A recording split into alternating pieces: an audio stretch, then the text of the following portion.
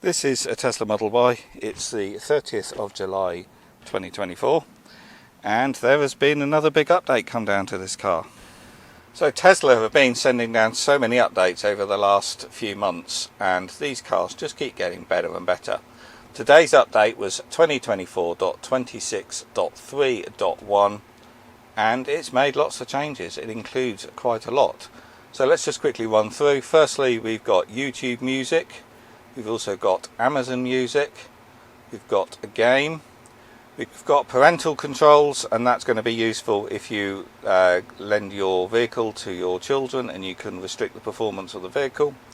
We've got navigation to sub-destinations. I'm not sure what or how that is different to what we had before, because we did also have multiple destinations in the sat-nav, but I'll look at that probably on a video short.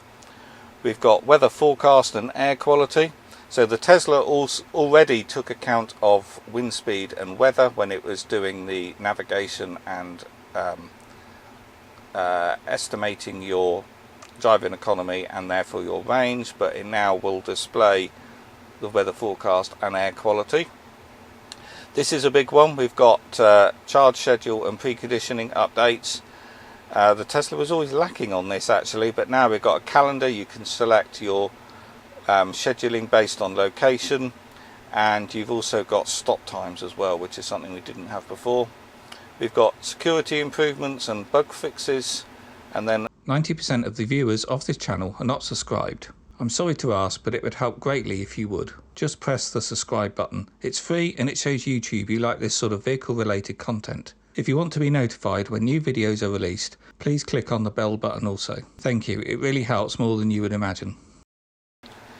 And then under other updates, we've got changes to a couple of games, a redesigned climate panel, I slipped that one in there. When in auto, the fan speed will now reduce when you take a phone call, so it lowers the ambient noise, that's nice. Zoom meetings can now default to a full screen. And this last one, controls search, now surfaces climate related features and navigation when searching for address. So I guess they're wrapping more stuff into your search feature. Not 100% sure on that one, but anyway. So yeah, there's a lot in this. So firstly, when you go to the menu, it puts dots here or blue bits to show you what's new. We've got new here because this is a whole new sub menu called scheduling, and you can select a location, add a location and do your preconditioning and charging.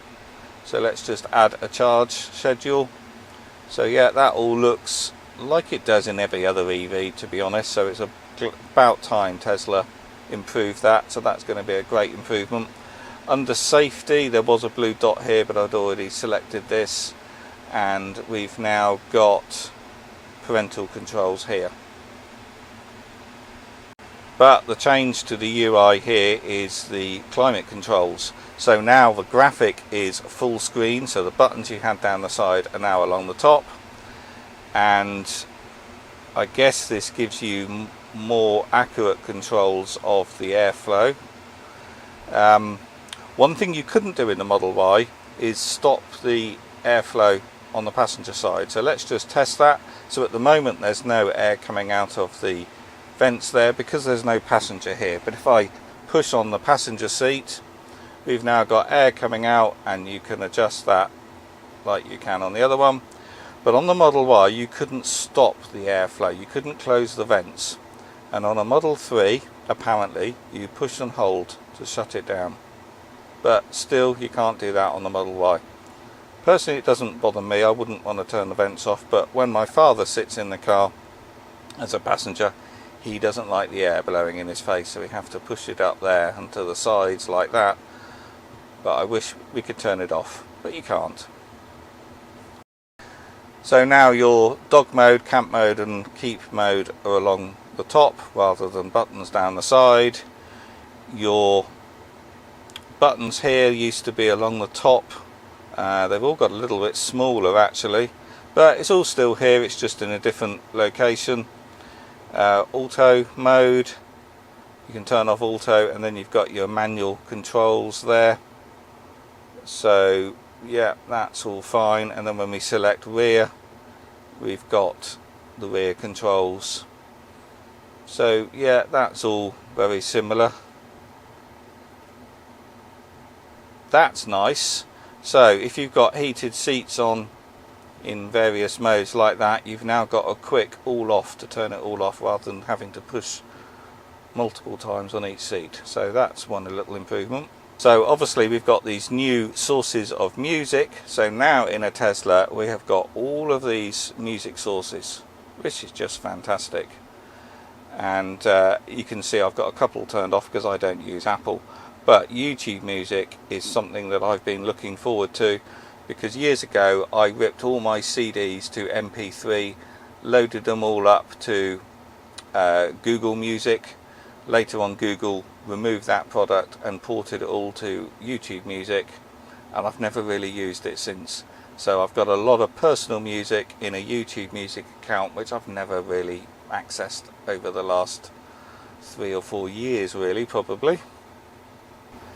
So now I can go to YouTube Music and then sign in. So this sign in process you then do on your phone, and it's basically giving your Tesla account access to your Google account. So I will allow that. So it's now telling me I need a premium account, which I don't have, but I've got lots of personal music in YouTube Music which you should be able to access, but this isn't allowing me. So I'm not sure what I can do here. That's a shame. It's assuming you're going to have a premium account, but I would have thought that would allow me to access my non-premium content. That's a shame. I thought I'd be able to play my own music in the car there. Anyway, I'll look into that. So let's just have a quick look at these new sub-destinations on your navigation. And it says here in the text that if you're routing to a location like an airport, you can select a sub-destination and get more accurate routing. So let's just try that. So if I navigate to Birmingham Airport,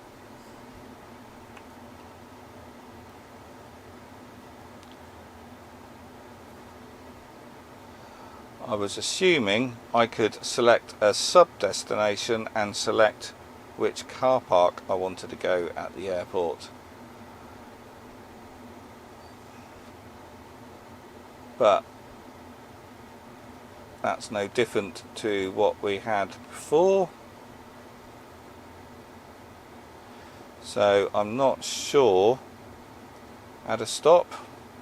No, it's no different to what we had before.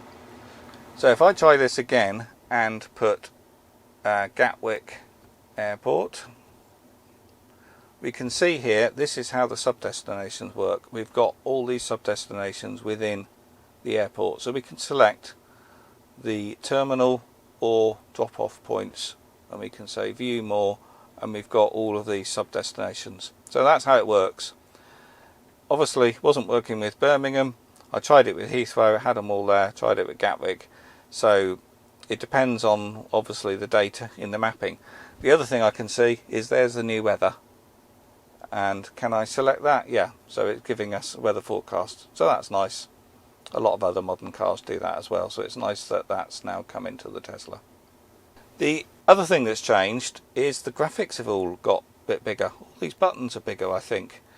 It's like it's on the large font option. So in here you can change your text size to large and it makes everything bigger. And this looks like it's on large now. Everything is more spaced out and bigger, and you've got to do a bit more scrolling than you did before. So yeah, that's changed. So I've got this on small now, and actually I can read that, so I think that's a bit better. But obviously if you struggle to see it, you can change it to large and everything gets bigger yet again. I might be wrong, but everything just looks a bit bigger to me, or maybe it's just the spacing has changed and everything's just spaced out a little bit. But let me know in the comments if you think that's changed.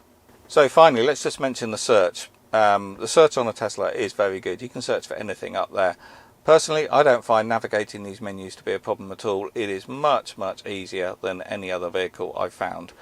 But anyway, in search you can put anything. So let's just put air vent. And what it's done is navigating to anything that involves the air vents. So you've got direct control here to your heating and climate controls. Even though we're still within search, it's just pulling that relevant bit into here. We've got our climate settings here. We've got release notes for the software because it's found it in there, and we've got a direct link to the relevant part in the user manual. So yeah, that's very slick. But one of the things it said is it now does weather and destinations. So let's just put Birmingham Airport. Look at that, it is doing a navigation. So yes, it's knowing that there's nothing in the car settings for Birmingham Airport, and I can just navigate straight to that, straight from search. So this new update yet again has introduced lots of new features to your car, all for free of charge, I would add as well. Tesla just roll out these updates to all Tesla owners. The scheduling is going to be a welcome change, and these new music sources are going to be a welcome update to some people. So anyway, if you found this video useful, please do click the thumbs up, that always does help. Do subscribe to the channel, and if you want to know more about Tesla Model Y, there's a link below to a playlist where you can see other videos I've made on this car. Okie doke, I'll see you on the next one.